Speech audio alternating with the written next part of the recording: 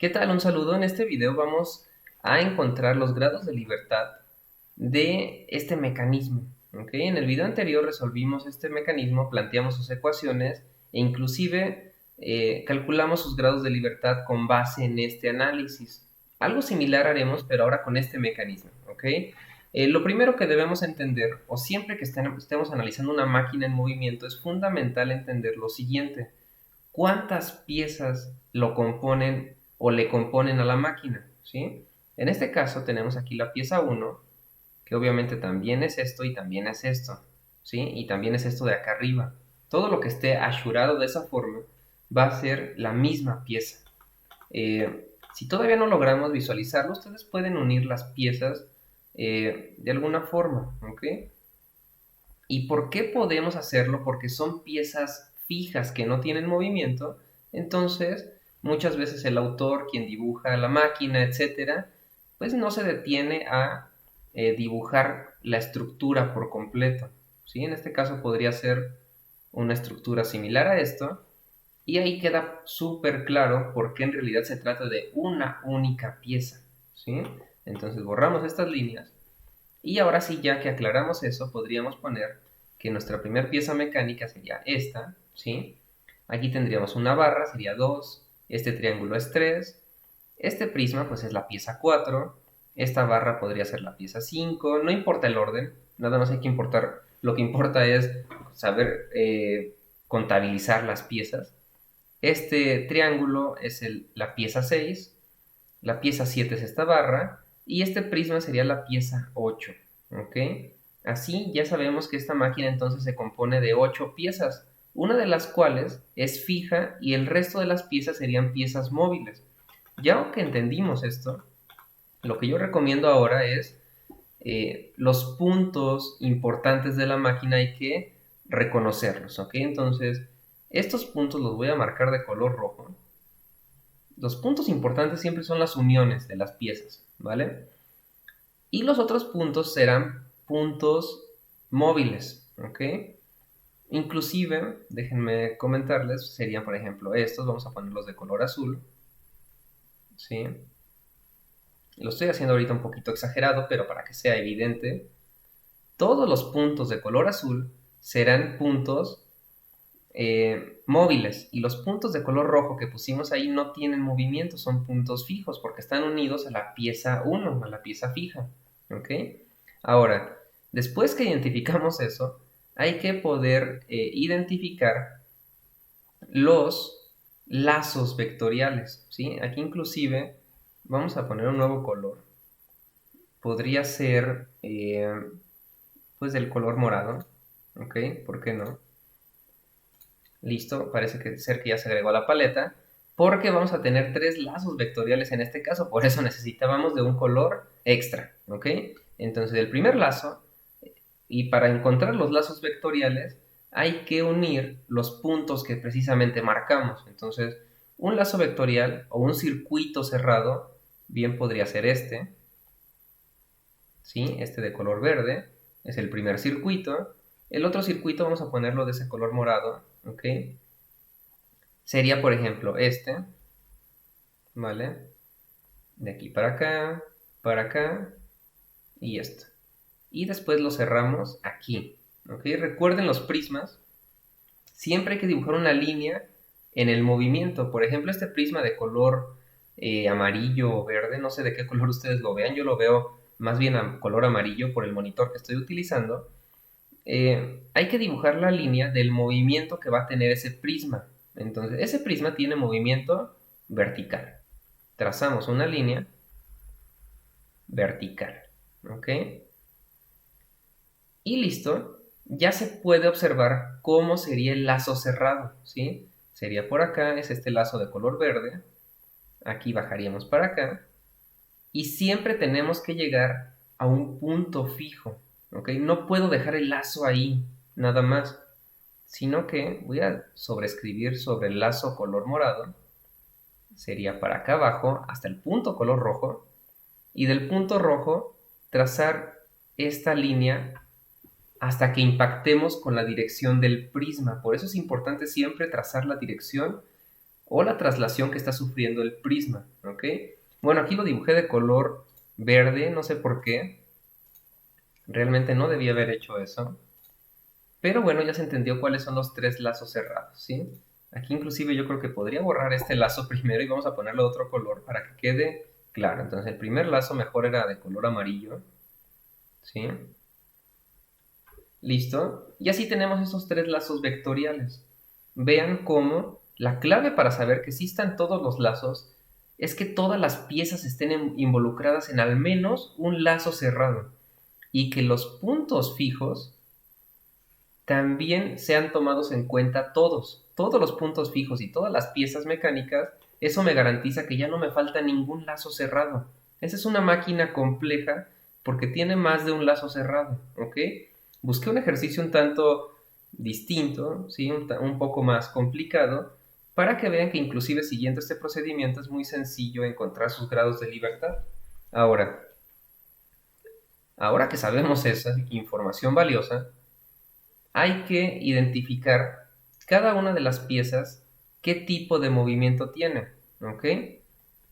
Entonces, pues, a lo mejor no debía haber borrado esa información. Esta es la pieza 1, la pieza 2, pieza 3, el prisma es la pieza 4, la barra es la pieza 5, este triángulo es la pieza 6, pieza 7 y pieza 8. Creo que lo habíamos nombrado así. El orden, repito, no importa. Lo que importa es lo siguiente. Saber que la pieza 1 es fija, no tiene movimiento, la pieza 2 rota, la pieza 3 rota, la pieza 4 se traslada, la pieza 5 rota, la pieza 6 rota, la pieza 7 rota y la pieza 8 se traslada, ¿ok? Entonces, aquí rápidamente podemos encontrar los grados de libertad. Tres lazos cerrados. Cada lazo cerrado, recuerden el video anterior, nos entrega dos ecuaciones escalares. Entonces, 3 por 2, 6 ecuaciones escalares.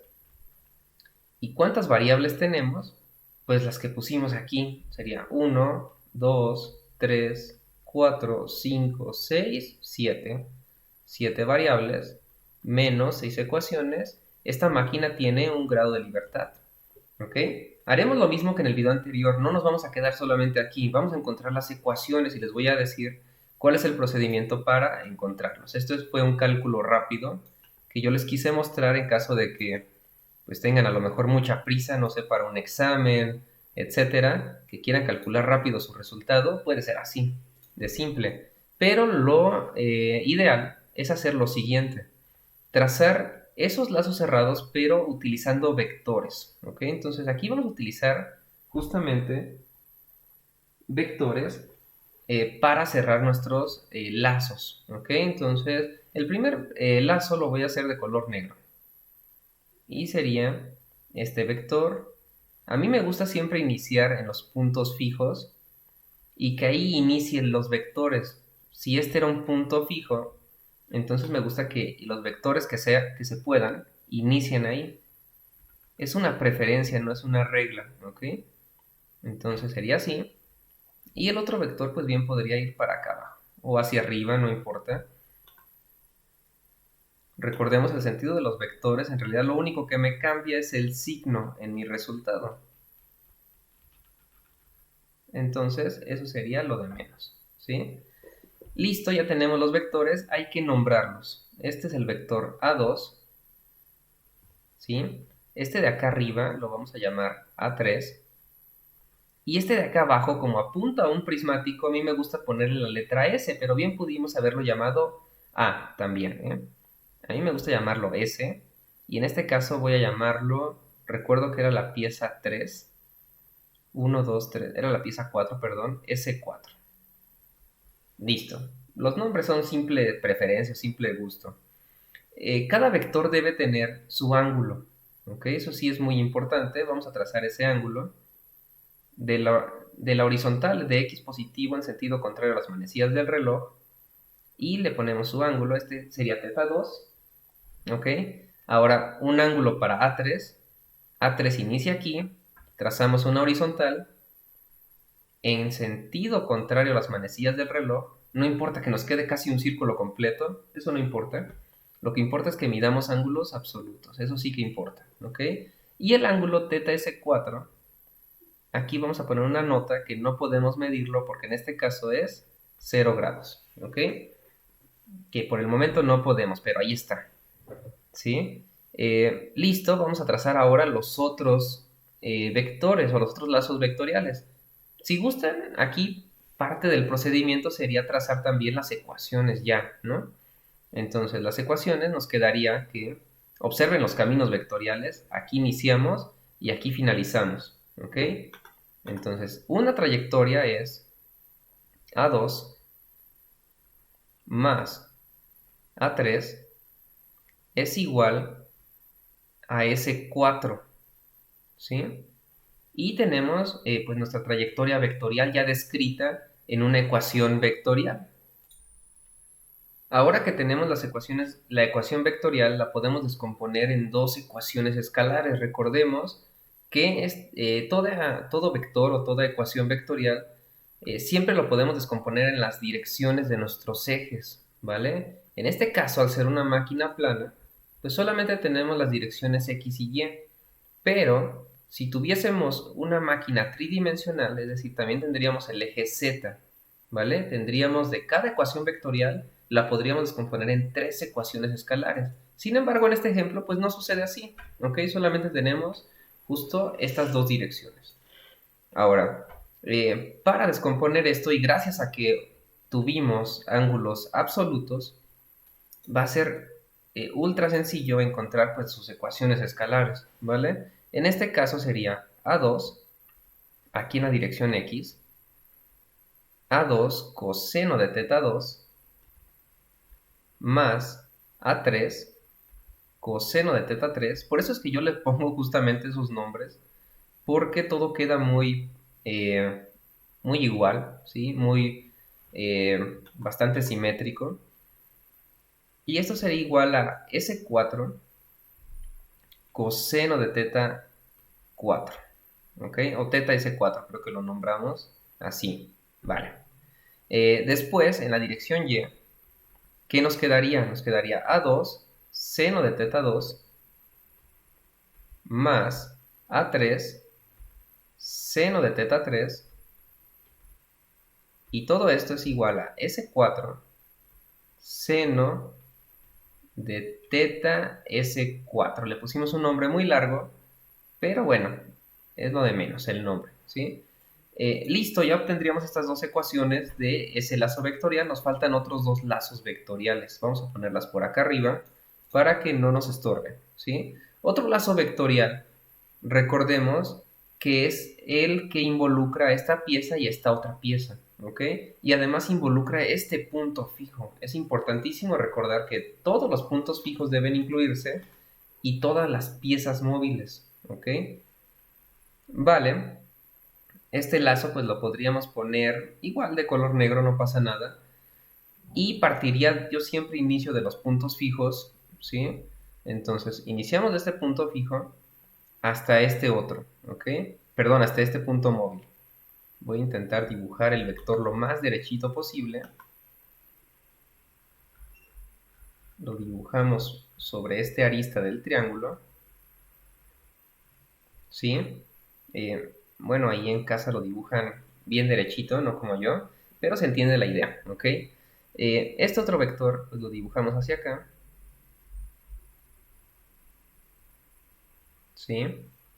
Después un vector que apunte al prisma, que ojo, hay que tener cuidado con eso. Ese prisma ya lo estamos midiendo con S4. Este otro vector que yo voy a crear, que voy a llamar R4, también está midiendo al prisma, pero pues no podemos decir que lo estamos midiendo de dos puntos distintos, ¿ok? O que son independientes. Obviamente, si el prisma se mueve hacia acá, ¿sí? Este vector disminuye y este otro aumenta. Listo, pues se entiende eso, que son variables dependientes, ¿ok? No las vamos a contar dos veces. Ahorita que hagamos el conteo de variables va a quedar mucho más claro esto que estoy comentando. Lo mismo con este vector que estoy trazando aquí, ¿sí? Este arista del triángulo lo necesitamos para cerrar nuestro circuito, pero el ángulo de este arista, pues no tiene sentido contarlo como variable independiente, ¿ok? Porque imaginemos un triángulo cualquiera. Si yo decido medir este arista y alguien más dice, bueno, pues yo voy a medir el otro arista, este de aquí. Bueno, sí está correcto, ambos están en lo correcto, pero solamente debemos contar como independiente uno de los dos. Estamos midiendo la misma pieza mecánica, no podemos decir que que son independientes las variables, ¿ok? Listo. Hay que ponerle nombre a los vectores, en este caso el A3 voy a ponerlo aquí abajo para no confundir. Y pues este vector lo vamos a llamar B3 porque es la misma pieza 3, nada más que es otro arista, por eso le cambié la letra. El otro vector que tenemos acá arriba lo vamos a llamar, creo que era la pieza 6, entonces A6, ¿sí? Y este era la pieza 5, me parece, si tengo buena memoria, es A5, ¿ok? Todo para que nos quede muy simétrico, muy bien, muy ordenado es la palabra. Después, cada vector debe tener su ángulo, ¿ok? Medimos desde X positivo, en este caso vamos a medir hasta R4. Ese ángulo pues es teta R4. Después medimos desde X positivo hacia el otro vector. Este ángulo va a ser teta 6. Y así, justamente cada vector debe tener su propio ángulo. ¿Ok? Recordemos eso. Este vector pues también tiene, o debe tener un ángulo. Sería teta B3. Después, este vector A5 también su ángulo correspondiente sería teta 5, ¿vale? Listo, hasta ahí todo bien. Y ya tenemos este otro lazo vectorial. Voy a poner esto más para acá y listo. Tenemos este otro lazo vectorial, ¿vale? Ahora, hay que escribir su ecuación. Su ecuación es muy sencilla. Aquí iniciamos, aquí finalizamos y tenemos pues dos trayectorias para llegar de inicio a fin. Una trayectoria es R4 más B3 más A5. Sigan el orden de las flechitas, ¿ok? Entonces, eso es lo que voy a poner aquí. Sería R4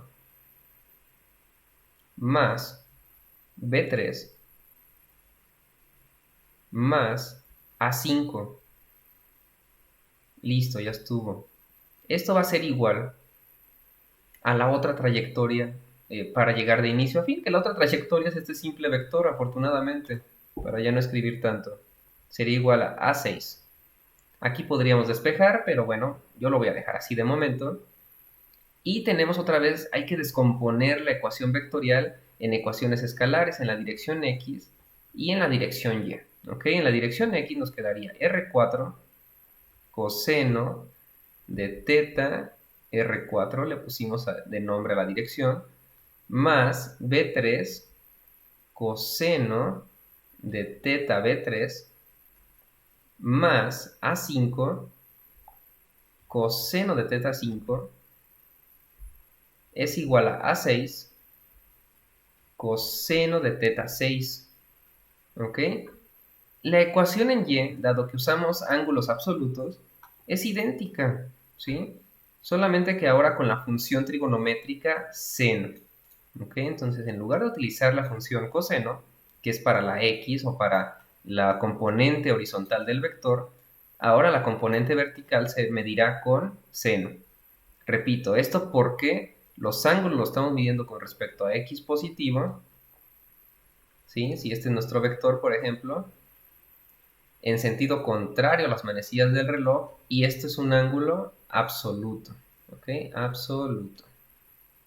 Eso fue, o estas ecuaciones nos quedan tan simples gracias a eso, a ese pequeño detalle. Aquí sería la función seno, aquí también sería coseno, ¿vale? Y todo sería la función seno, que es trigonométricamente opuesta a la función coseno, ¿ok? Listo, ya nos quedan nuestras dos ecuaciones, borramos esto, y ahora, pues estas ecuaciones las podríamos poner aquí arriba, ¿no? Ya nos va quedando muy bien. Nos falta el último lazo cerrado. El último lazo Otra vez repito, cuando tenemos un prisma que está por allá flotando, por ejemplo, este prisma está como por acá flotando, siempre hay que dibujar un vector en la trayectoria del prisma. En este caso, la trayectoria del prisma es totalmente vertical, pues vamos a dibujar un vector así, enteramente, que nos mida o que nos permita medir la traslación del prisma, ¿sí? En este caso casi nos queda una línea perfectamente vertical, pero se entiende, ¿ok?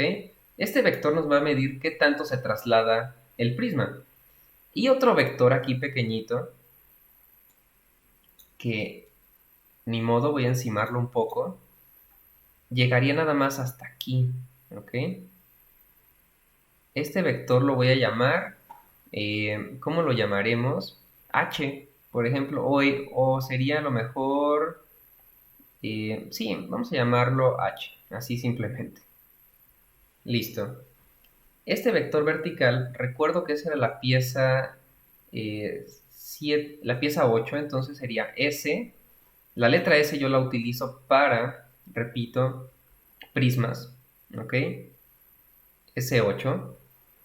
Y después nos faltan los demás vectores, ¿ok? Otro vector, ojo, lo voy a poner de otro color y después lo voy a borrar, nada más para hacer evidente que estoy haciendo.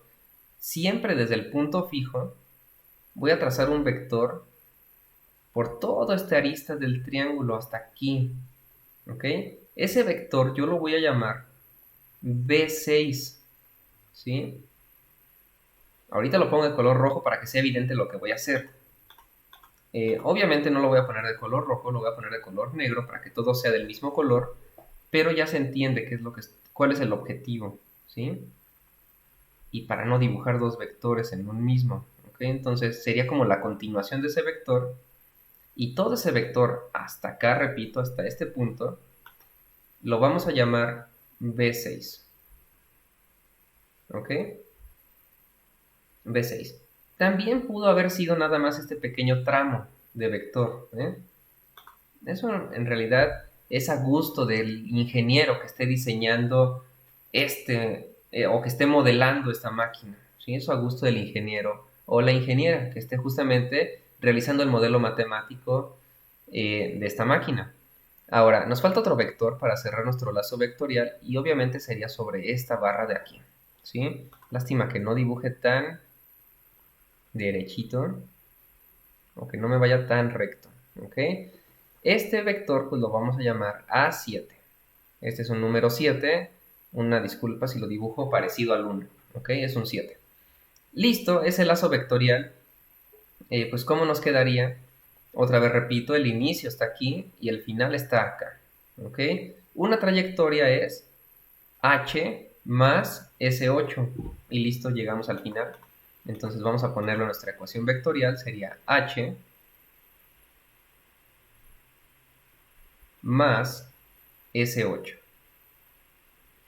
Si ya sabemos y entendemos este ejercicio, ya no hay ejercicio o ninguna máquina que nos pueda complicar, ¿ok? Creo que aquí en este ejercicio, en este mecanismo, estoy reuniendo todos los elementos que nos podrían llegar a complicar en este tipo de problemas. Entonces, si entendemos esto a la perfección, ya no hay otro ejercicio que nos pueda complicar para nada. Aquí me está faltando, a lo mejor yo me estoy adelantando un poco, medir los ángulos de eh, pues de cada vector, ¿ok? Entonces aquí tenemos un ángulo, este ángulo lo vamos a llamar θ 8, ¿sí? El ángulo de A7 lo vamos a llamar, pues obviamente, como creen, θ7, ¿sí? Y ya, el θr4 es lo mismo que θh, ¿ok? Ese es el mismo ángulo. Ahora sí, el lazo vectorial nos quedaría así. Esto es igual a la otra trayectoria vectorial. Iniciamos aquí, seguimos con el vector A6, perdón, con el vector B6, que es completo, más A7 y llegamos al final. Perfecto. Entonces borramos estos garabatos y ponemos aquí B6 más el otro vector A7 y listo, ya nos queda nuestra ecuación vectorial, ¿ok? Ahora pues hay que descomponer esta ecuación vectorial en dos ecuaciones escalares. ¿sí? ¿Por qué dos ecuaciones? Otra vez repito, la dirección en X y la dirección en Y. Es decir, componente horizontal y componente vertical, dado que es una máquina plana. H, pues nos quedaría la magnitud, ¿sí? La magnitud H, coseno de teta R4, es el mismo ángulo, por eso lo estoy repitiendo, más S8, coseno de teta 8, es igual a B6, coseno de teta 6, más A7, coseno de teta 7, ¿sí? Y la ecuación en Y pues nos queda idéntica. H seno de teta R4, nada más que con la otra función trigonométrica. S8 por seno de teta 8 es igual a B6 seno de teta 6 más A7 seno de teta 7. Si tienes alguna duda, alguna pregunta, puedes escribirme directamente. Ahí están mis datos de contacto en el canal de YouTube. O bien dejar un comentario aquí abajo, precisamente en la caja de comentarios, y yo les estaré dando lectura, ¿ok? Trataré de responderles lo más rápido posible. La idea es que aprendamos este tema todos y todas, ¿vale? Ahora ya que tenemos estas ecuaciones, pues ya las podemos enumerar, ¿sí? Esta es mi ecuación 1 y por lo tanto voy a tener 6 ecuaciones, ¿ok? Lo que ya pronosticábamos desde un inicio del problema, ¿sí? Ecuación 1 y 2, ecuación 3 y 4, ¿ok? Y por acá tenemos la ecuación 5 y 6. Ecuación 6, ¿ok? Ya que tenemos esas 6 ecuaciones, hay que identificar las variables del sistema, ¿ok? Entonces vamos a poner aquí variables.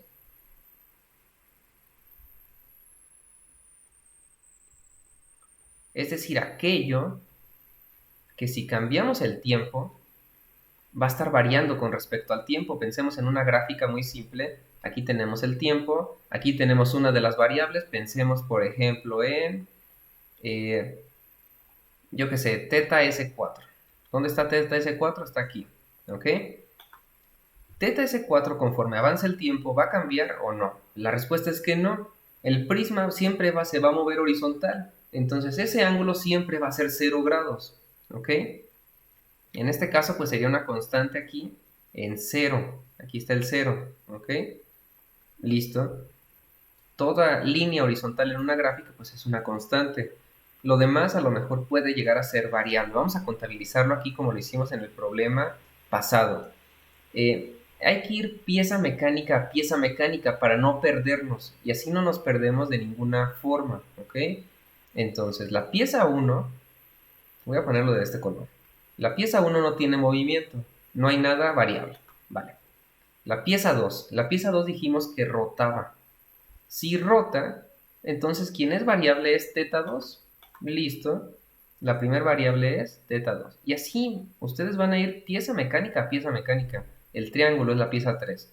La pieza 3 también rotaba. Solamente hay que medirlo una vez su rotación, ya sea con esta variable o con esta otra, no las dos al mismo tiempo, ¿ok? Sí son variables, pero solamente una de las dos la vamos a contar en nuestro procedimiento. Teta 3, y acá voy a poner teta B3, pero ahorita le cambiamos el color, porque no la vamos a contabilizar, ¿ok? Entonces déjenme poner esto acá porque no nos va a quedar espacio.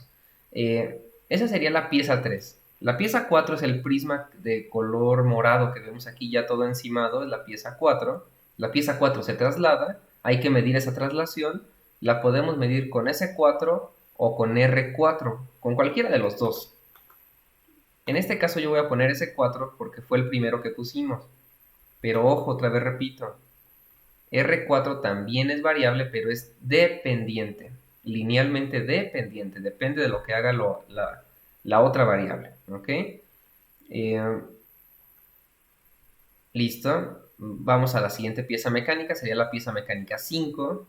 La pieza mecánica 5 rota, por lo tanto su ángulo es variable. ¿Ok? Esto en realidad es bastante simple, es ir paso a paso. Después la pieza 6 rota, ¿sí? Es este triángulo color verde, es la pieza 6. Y pues su ángulo entonces es variable. Teta 6. Vamos a la pieza 7, rota, y el ángulo es el que es variable, teta 7. ¿Ok? Y después la pieza 8, que era el prisma, se traslada. ¿Ok? Entonces lo que cambia es esta magnitud. Esto es lo que es variable. Esa distancia no siempre va a ser la misma, porque el prisma se va a estar deslizando verticalmente, trasladándose pues. Pero su dirección siempre va a ser 90 grados, es decir, este ángulo teta 8 siempre va a estar ahí, ¿ok? Porque el prisma solamente se mueve verticalmente, no se va a mover de otra forma. Entonces aquí lo que es variable es la magnitud S8, así sin la flechita, ¿vale? Ahora sí, déjenme cambiar de color esto que habíamos mencionado para que quede claro, ¿ok? Aquí no sé qué color elegí, no quería elegir ese color, vamos a elegir mejor este.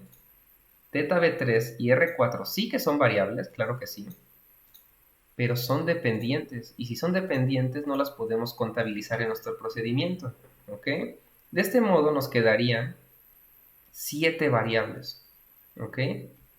Entonces, la fórmula es muy simple. Grados de libertad o libertades es igual al número de variables 1, 2, 3, 4, 5, 6, 7. Vale. 7 variables. Les digo aquí, perdonen, que el 7 lo dibuje como un 1. Menos, pues muy fácil, ¿cuántas ecuaciones? 1, 2, 3, 4, 5, 6. Menos 6 ecuaciones, ¿ok? Menos 6 es igual a 1 grado de libertad, ¿sí?